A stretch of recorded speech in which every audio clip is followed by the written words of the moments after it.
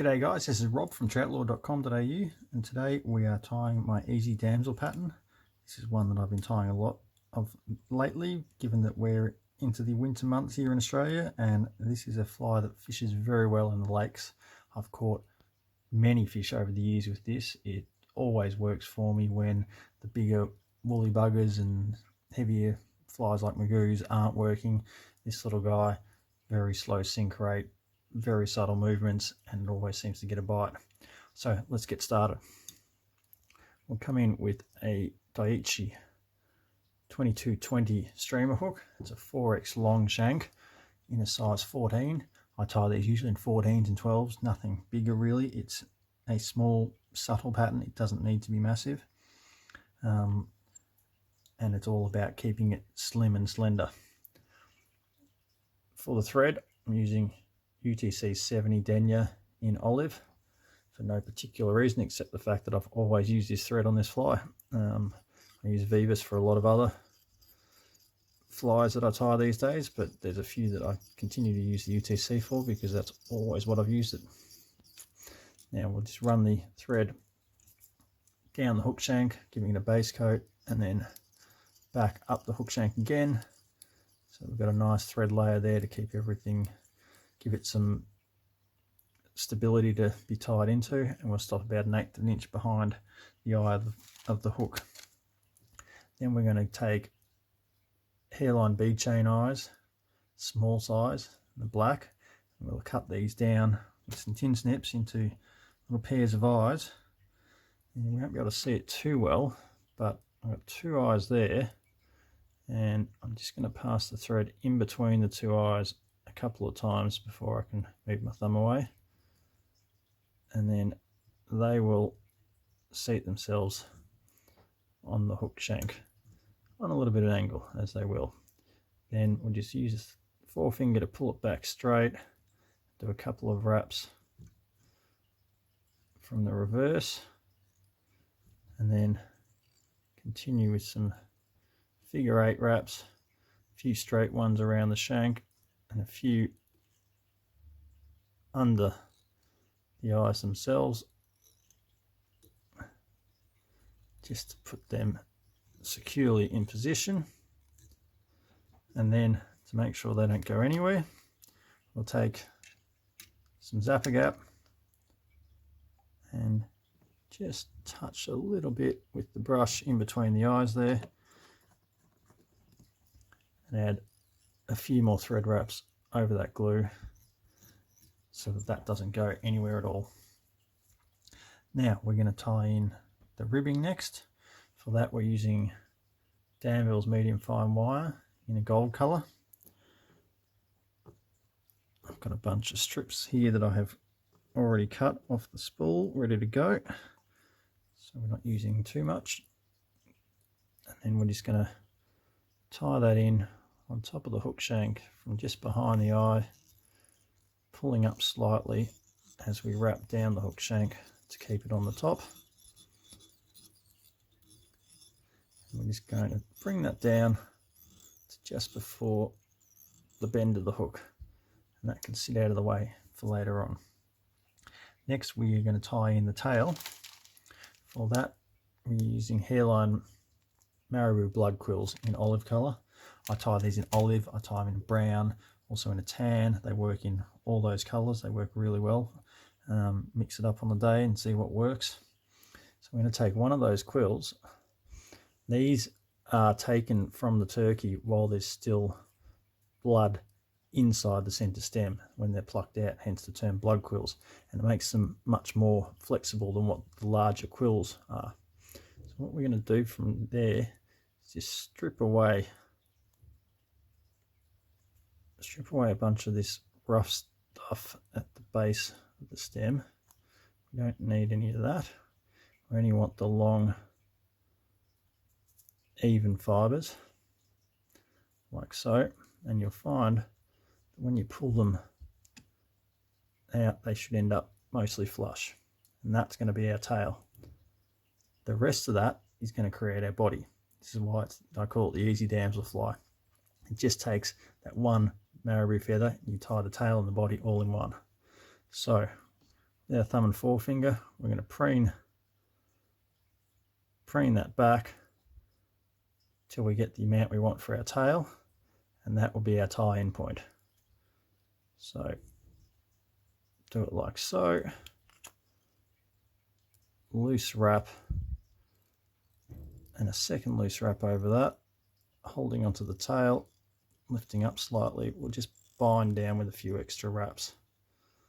Then we'll pull that body section up, bind down with a few wraps in front of it, and then another wrap or two over the feathers itself. Now we're going to add a little bit of flash to this, just to give it a bit of attraction in the, if you've got murky water, you want it to stand out at a bit of distance. So for that, we're using Crystal Flash in a Chartreuse colour. We just want a single piece of that taken from the hank, and then we're going to tie in a strip on this side and on the other side of the tail from that one piece. So we start by just capturing that on the near side like so. That's going to sit in the middle of the tail, a couple of wraps around, then we pull those body fibers back, and capturing the Crystal Flash, we'll just extend that up the hook shank slightly and bind down tight on it, so that's got nowhere to go. Then we'll fold that back on itself, so that comes back on the other side, and then a couple of wraps over that collar section there, so that way it holds that flash in on the other side. And we'll just trim that off to roughly the length of those tail fibers, and trim the front side off to that same length, and that gives it a little bit of flash in the tail just to get the fish's attention. Now we're going to take our thread and advance it up the hook shank so it's sitting just behind those eyes. This section here is how we're going to create our body with. We're going to take the stem up top, and between our thumb and forefinger, twist it until it creates a rope. We want this as fine as possible because we want the damsel body to stay fairly slim. That's part of the natural damsel, is they're very slim insects. You don't want it too bulky. With that rope, we're then going to wrap it around the hook shank like a chenille. As you do so, just every time you put a wrap in, just put an extra twist back into that rope, because you're putting a negative twist every wrap and unwinding it. So you want to make sure that you just keep it nice and tight as you wrap up. Then capture it behind the eyes and trim it off.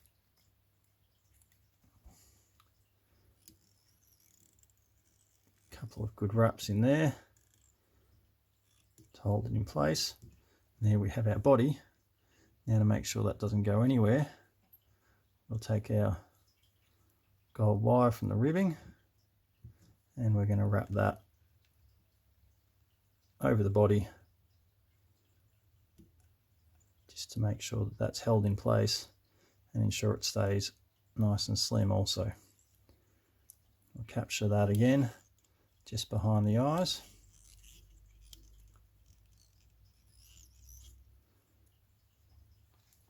And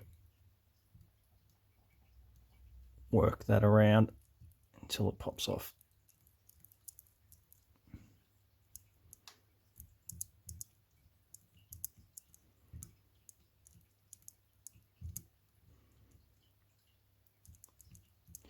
Which it doesn't want to do.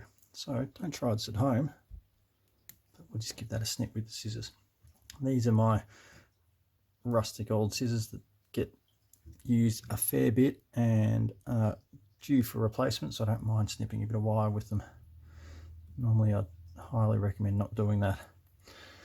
Finally, to finish it off, we're just going to add a little bulk to the head and the thorax with the Lost Fly Troutlore's olive blend dubbing. So a little bit of dubbing wax on the thread, and as always, just the slightest amount of dubbing. You don't need a lot to create a nice thin noodle. If you put too much on, it's not easy to take it off again, but it's always easy to add extra if you don't have enough. So start with a little and then just build that noodle up nice and slim, so it's just like some thick thread.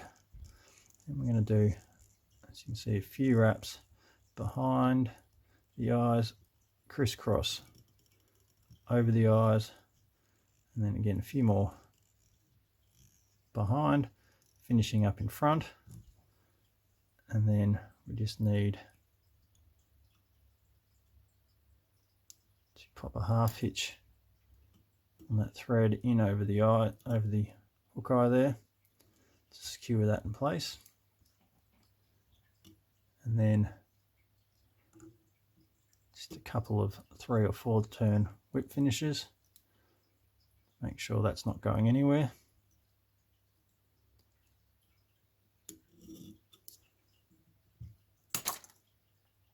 And you can trim that thread off, and we're done. So there it is, the easy damselfly. It took me about 12 minutes because I tend to rabbit on in these videos, but in reality you can tie these in 3 or 4 minutes once you've got the pattern down. Very fast to tie, very good to fish. They catch a lot of fish. Take them out in the lakes this winter. I'm sure you'll get great results with them as well. So thank you very much for watching the video. If you liked, please hit the like button. Subscribe to the channel if you want to see more videos, and you'll find down there below in the description I'll put links to all the materials used in this pattern so that you can get it together yourself. There'll be a complete tying kit on our website, but of course all the individual materials are there in case you only need 1 or 2 to make it up. So again, thank you for watching. Until next time, happy tying.